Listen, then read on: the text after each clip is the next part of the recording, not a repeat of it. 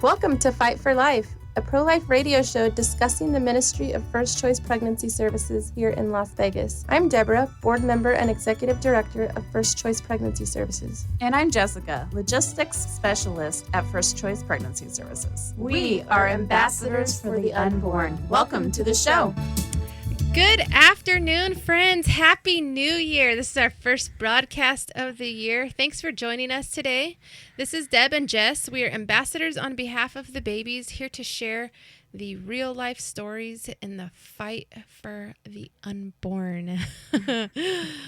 Happy New Year, everyone. This is Jess. I'm going to be giving you that weekly update. From December 27th of 2023 through January 4th of 2024, First Choice has provided 70 free pregnancy tests and 40 free ultrasounds to the women in our community. And that was even a shortened week because we were celebrating the holidays. So closed Saturday, Sunday, and Monday. Amen. That was well-needed time off. Yes. So if you'd like to join this conversation, be sure to call into the radio station at 702-650-5588. We would love to hear from you. And if you're joining us live on social media, you can interact with us, and we will take your questions at the end of the broadcast. You can find us on Facebook and YouTube at FCPS Friends, or on Instagram and Twitter or X at FCPS_friends. You can learn more about our ministry, or you can give a donation, which we would love, at fcpsfriends.org. Welcome, everyone, and Happy New Year 2024. You gotta hold. Well, we are off to the races here in the new year. It's an exciting time to be alive and serving God, and it's also a challenging time. You can feel the waters being warmed up hotter and hotter and hotter, and we're the toads in the pot. Yeah. And so it's exciting to see what God brought us through this last year and the amazing impact that we were able to make in the kingdom of God's, and to see all the babies that we saved last year. And it's exciting to see where God is taking us in this new year.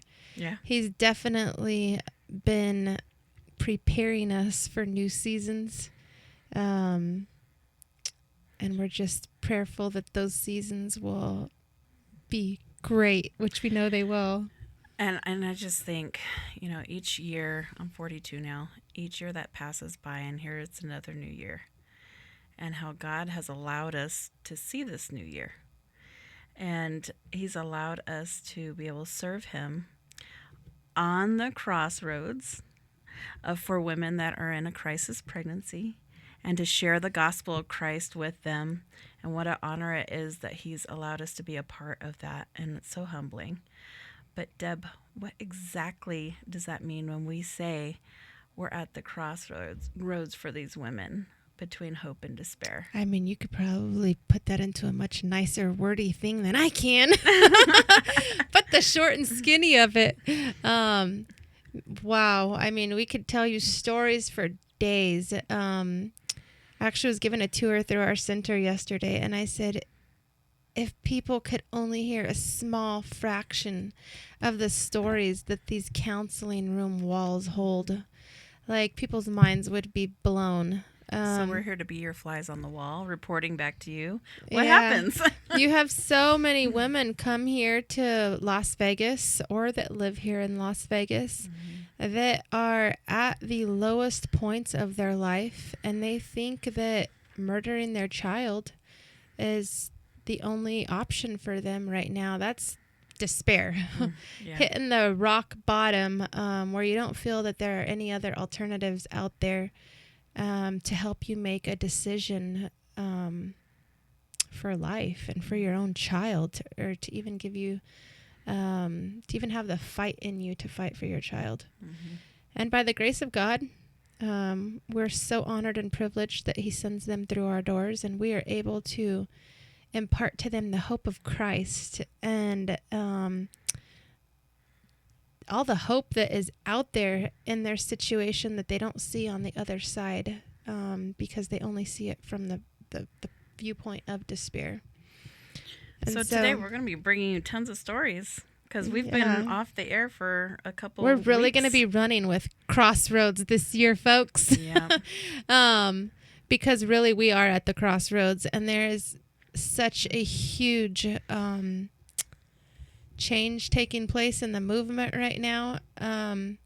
Interestingly enough, this morning I had a pregnancy center, a lady from New York reach out to me, and they are trying to get ahead of some election stuff coming, and Oh my. called because they heard that we use graphic imagery and they wanted to know where we're getting this stuff and where they could order it, because they're challenged to find that type of content, and they're wanting Interesting. to go knocking door to door Yes. in Albany, because they said there's quite a few conservatives within that area that they're hoping to motivate by going and sharing with them the reality of what abortion is. And so they're really going to take the truth to Albany, New York.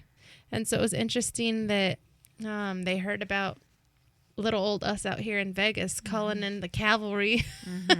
And this lady said to me, she said, do you have any other people that are like you that are doing this, that maybe we could get on a monthly like Zoom or something together on? Oh. And I told her, you know what? It's a great idea. If we could find people across the state that are willing to put it out there for truth, that would be a great way to motivate and inspire each other while you're out doing the hard work. Just out of curiosity, how did they hear about us and what we're doing? They heard about us from somebody else in the pro-life movement that was familiar with us. Oh, okay.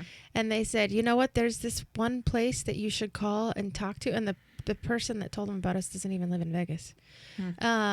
You should call and talk to this center. They use graphic imagery and they're very effective with it. And so, yeah, it's interesting. I was also texting with Seth Gruber yesterday. He's a pro-life advocate and yeah, he was at our extreme banquet. activist. He's awesome. He was at our banquet 2 years ago, I guess. And if you guys don't follow him, he's an awesome activist. But he was just telling me like just about First Choice and how First Choice was really unlike many pregnancy centers out there. He said, you're the only one in the country I know of that's using graphic imagery the way you do. And so there is that fraction, and he just said, stand on truth, Deb. So there is that fraction of the movement that I do feel is awakening. I had another pastor that just called me. I just hung up with them 20 minutes ago. He has a radio show actually here on KKVV, and he stopped in First Choice Tuesday night, and he said, I didn't know why God just dropped you guys like in my mind. And I was like, well, I don't know why I'm thinking about this right now, but he put it into his maps, and his map said he was only 13 minutes away. And so he decided to come. He said, I don't know why. And he had some money in his pocket that he was going to go put in the bank, and he told his wife he wasn't sure why, what God wanted him to do with it. And he said then he came into First Choice and he took a tour, and he said, God just told me to sow it into you guys. And he said, I don't really know like why. And I said, I'm going to tell you why. And I gave him a little bit of background on some of the stuff going on at First Choice right now. And I said, God sent you in our doors, specifically confirmation for me. Yeah. And he was like, so we got into a conversation for quite a while. He wants us to come and do a presentation at his church with graphic imagery. He said, I used to be a youth pastor. And he said, these kids, the parents thought, hey, my little good kid. And he said, that's not the kid I know. And he said, I had to go and I had to tell those parents, like, your kid is doing this. He's not the little good kid that you think he is. And so he's like, teenagers, they need to see this. And so he's working out details of putting a presentation together. But he was also talking about just how a decade ago, people told him, you and your wife, pastor, you guys shouldn't like share these stories about what you guys have been through. And he just said, stand on truth. He said, that they're going to do a marriage conference now. And he said, it's a lot of the people that would say, don't do this, are showing up because they're the ones to benefit from what we've shared. Mm-hmm. And so, so I don't know. God is at work in all of this. It's exciting new year, and it's exciting to see how he's moved different people into First Choice and into the movement to be more active. We had Spider-Man, pro-life Spider-Man, down at First Choice yesterday for a couple of hours, and he's a young guy out there.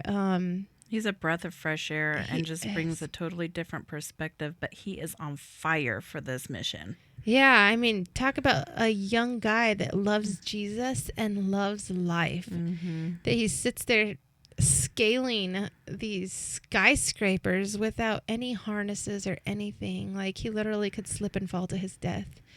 And so it's just been an interesting one day actually of conversations with different people, and just to see how the pro-life thing is coming alive here in 2024. But even as we were coming over here, we were having a conversation, you and I, about pastors and churches and our patients and how they all unite. And we had a text come over one of our work phones that was reaching out to one of our volunteers at First Choice and just thanking her profusely for reaching out to her and being strength and a comfort to her in one of the darkest times of her life. And I passed that message on to the volunteer, and she was very humbled by it and appreciative that she got that message. But when we looked into it a little bit deeper, that particular patient who was post-abortive and has been coming to us for 8 years now as a patient, and has 2 living children, 1 miscarriage, and is expecting another one, but has chose life for 3 of her babies. As a result of her coming to First Choice first, she goes to one of our churches here locally, and a well-known church in this community. A very well-known church who doesn't happen to be supporting us at the moment, but it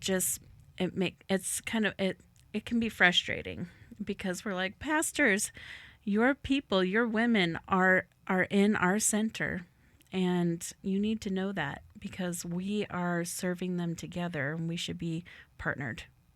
We should be united and have a united front on this issue. So we're going to pray that God raises up more pastors this year that will step into the authority that God has given them to speak on this thing and to be the leaders that he has called them to be. And maybe you're a shepherd. You need to shepherd your sheep. May be done through using graphic imagery and speaking the truth. A picture speaks 1,000 words, and you can save a lot of your breath by just showing an image. Amen. You want to share a little bit about this story right here? That was an exciting story that Eve shared with us a couple days ago. I don't know what this one is because I haven't read it. So I'm gonna let you share. Oh, the Cuba story. Yeah. Oh, okay. There was a young woman that walked in First Choice. I think it was Monday because I got the text with the story, and I actually had called down to First Choice and was talking to Eve, and Louise was the stenographer, and so Eve was telling me the story, and then Louise piped in and was like so excited about it. We get quite a few women that have just arrived from Cuba. Cuban and Venezuelan women particularly are some of the hardest women to really try and win over to see the positives in choosing life for their children. A lot of them are post-abortive multiple times, and they're just they're some of the toughest nuts to crack, if I could use that analogy. So we had this woman come in, And she had come to America in this past year, has a husband, has a child, is living with a family, and just said, I can't bring another child into this family's home. Didn't feel like it was right. Didn't feel that it was the best time to have this child. And so I believe she had already had 2 abortions last year. So this would have been her 3rd abortion. And so she got back to sonography and was still really hard. And they were able to just pick up a really light heartbeat on the baby. It was about 6 weeks. And the lady still didn't seem very moved. But Louise asked her, what would you want your child to do if she wanted an abortion? What would you say to her? And God used that question to really penetrate the hardness of her heart. And she looked at him and she said, well, I wouldn't want her to do that. And they said, well, why? Like, what'd you tell? Well, I'd tell her I'd support her. Like, she didn't need to do that. And so they said, well, just like you don't want her to do that and you would support her to keep her from doing that, there are so many other people that are happy to support you and helping you not do that. Those people that you live with would probably be happy to support you instead of you making that choice. And they just really had a really great conversation with her that she ended up leaving. I believe she's going to choose life. She's coming back in another week or 2 with her husband, who he actually didn't want her to abort, but she was just determined she was going to do it again. And then we had another young woman. I think she was Venezuela or Cuban as well. That was a dentist in one of the South American countries. I don't remember which country it was. But she came to America, fell in love with this guy last year, and she ended up going to her prenatal appointment. And the doctor told her she had chlamydia. And so he gave her the prescription for the medication, and she didn't know what that was. And so she left and came back to her next appointment and asked him, hey, what is that? Is that like a yeast infection or what is that? And he said, no, it's a sexually transmitted disease. Like, you've got that from sexual activity. And so she was shocked. So she went and confronted the guy, and the guy told her, he just totally projected back on her and told her that she had been unfaithful to him and he wanted nothing to do with that baby and he didn't want to talk about it. And so she went from knowing she was having a baby girl to coming into First Choice at 21 weeks pregnant to abort that baby girl. And, the ladies were able to pray with her, and she ended up totally transforming her whole perspective in her life. She said, I need to get in church. She prayed with Lynn, said she was going to start following Jesus. And they just had a great conversation with her. She left in a much different manner than what she came in, just her countenance, choosing life for her daughter and having some women there to just support and encourage her to do the right thing. Those are just 2 stories. Yeah. Jess has a whole list of stories for you guys. We do. We're just incredibly appreciative, even of the pastors and the churches that have come alongside us and supporting us, because they know that when they do that, they're not only saving lives, but they're saving souls as well. We share the gospel with each and every woman that comes in, if she will allow it. And so this next story that I'm going to share with you is exactly that. There was a woman in her 30s, and she hadn't had any children yet.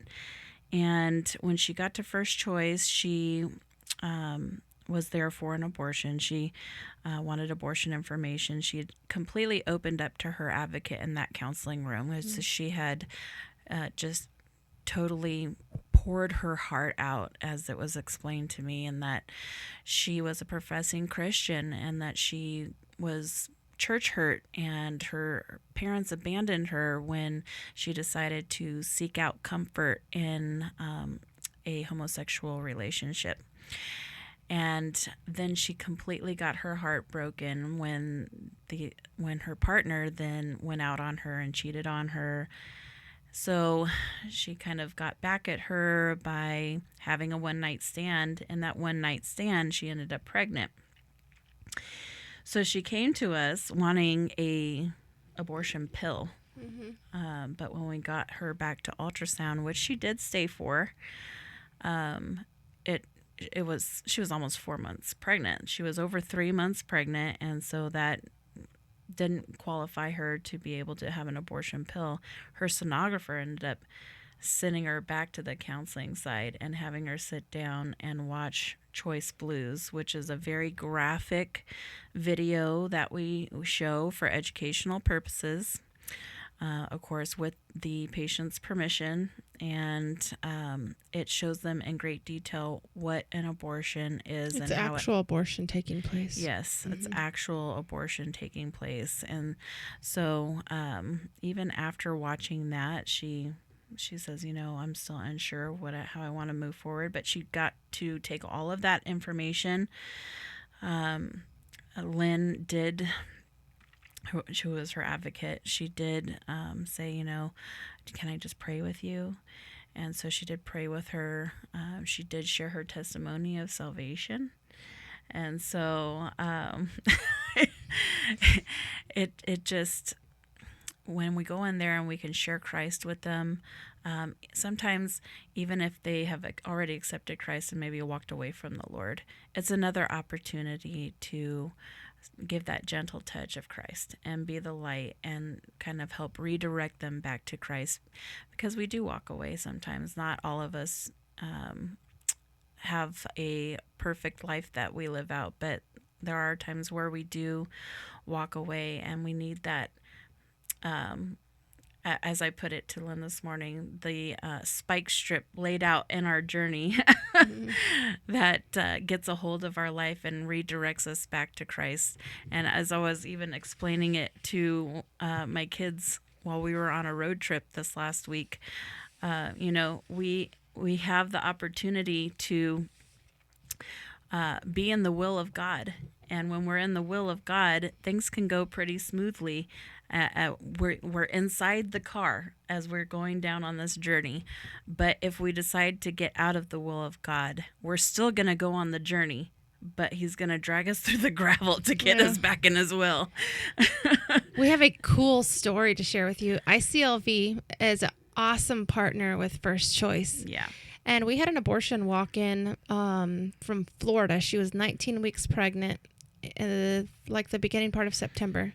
The following day, we had an abortion walk-in from Arizona. Mm-hmm. She was 20 weeks pregnant. The Florida girl is having a boy, and the Arizona girl is having a girl. Mm-hmm. And we've kept in contact with this young couple, and ICLV just did a virtual baby shower for this couple, and it was incredible. They did it over Zoom. Mm-hmm. They sent her all of the gifts via Amazon and told her, don't open them. And so they shared with us some pictures that they had taken. They had their fellowship hall, they had it decorated for a baby shower, and they had this couple on Zoom, and they had them open up their gifts there at the party. Yeah. And it was just an incredible thing to witness how they loved on this couple from afar. She's due to have her baby this week.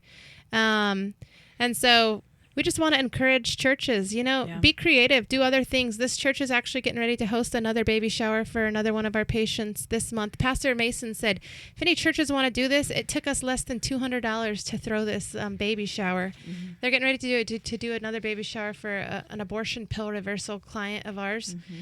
We actually did 2 abortion pill reversals here in the last week or two. And so we praise God for all those who come alongside of us and help us just love on these girls. Mm-hmm. Just be Christ, be the hands and feet to these ladies. It's a great opportunity to sow into lives and make an impact for his kingdom. And if you are a pastor and you're listening to this, mark your calendars and start making announcements to your congregation for our next big event that's coming up in March. It's going to be our March for Life. And that's going to be That's going to mark our 18th or 19th one? 19th. 19th one. Yeah. Wow. We're going to hit 20 years this year, folks. We're going to have a party in September.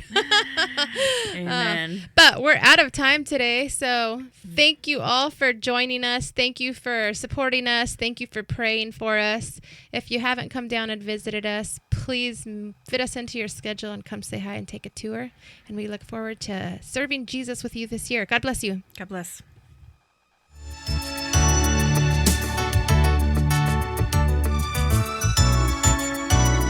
Thanks for joining your ambassadors for the unborn on the Fight for Life radio today and every Thursday on KKVV 1060 AM, the best news radio, the gospel airship. If you'd like to support the cause of saving unborn babies, or if you have a question you'd like us to answer on the air, go to fcpsfriends.org or call us at 702-294-CARE. Again, that number is 702-294-2273. On behalf of his little ones, thank you and God bless.